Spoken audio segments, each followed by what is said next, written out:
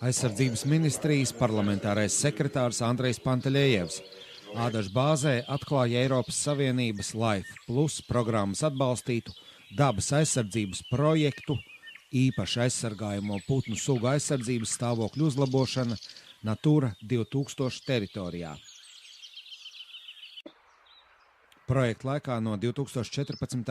līdz 2017. gadam aizsargājamo ainavu apvidū Ādaži, kura lielāko daļu aizņem Ādažu poligons, 1620 hektāru platībā, atjaunos virsājus, mežus un augsto purvu, dzīves vietas Eiropā retajam rubenim, vakarlēpim, zaļajai vārnai, sila cīrulim, stepes čipstei, purva tilbītei un brūnajai čakstei.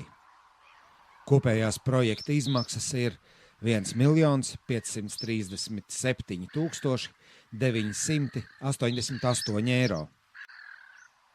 Aizsargājamo ainavu apvidū Ādaži 1100 hektāru platībā atjaunos barošanās un dzīves vietas retajiem putniem, un, lai to izdarītu, notiks koku un krūmu izciršana, zālāju pļaušana, zemes virskārtas noņemšana un kontrolēta aizaugušo vietu izdedzināšana.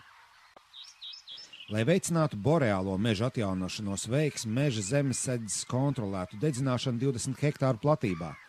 Latvijā tā joprojām ir jauna un inovatīva dabas apsaimniekošanas metode, ko citās Eiropas valstīs izmanto jau gadu desmitiem.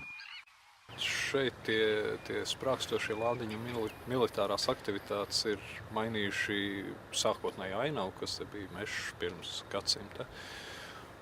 Un tā ainava ir mainījusies tādā virzienā, ka daļai īpaši aizsargājamo sugu tā ir kļuvusi ļoti piemērota. Nevelk šī starptautiskas nozīmes putniem nozīmīgā vieta, jo tā visa darbošanās ir radījusi klajumus, kas ir virknei sugu, teiksim, zaļā vārna, vakarlēpis, stepes čips, cilcīrulis, piemērota teritorija priekš barošanās un ligzdošanas.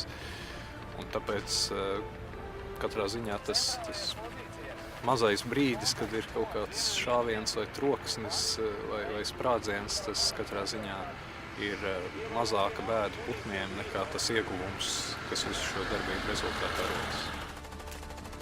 Lai cik turpmāk dzirdētais jums neliksies dīvains, tomēr speciālisti uzskata, ka militārās aktivitātes poligona teritorijā ir par maz, lai putniem nodrošinātu pietiekamus klajumus. Poligons pamazām aizaug, un tādēļ arī visas šīs piespiedu izciršanas aktivitātes.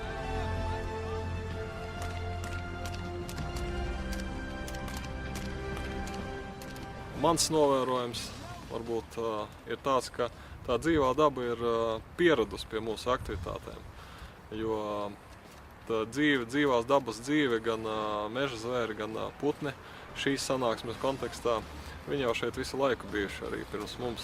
Līdz ar to mūsu pārvietošanās gan kājām, gan tehniku, gan šaujot, veicot spridināšanas darbus, tas notiek pietiekoši regulāri, lai dzīvā daba nebaidītos un neatstātu šo reģionu kā tādu.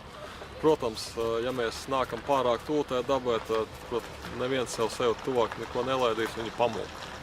Pateicoties ilgstošām militārajām mācībām Ādažu poligonā, izveidojusies interesanta ainava, kas piemērota vismaz 22 Latvijā un Eiropā aizsargājamu putnu sugu ligzdošanai. Tomēr pēc militāro mācību intensitātes samazināšanās teritorijā nepieciešams veikt apsaimniekošanas pasākumus, galvenokārt mazināt aizaugšanu, lai ilgtermiņā saglabātu dabas vērtībām piemērotu vidi. Teritorija izveidota 2004. gadā, un lielāko daļu no tās, 10 150 hektāru platības, aizņem Ādažu poligons.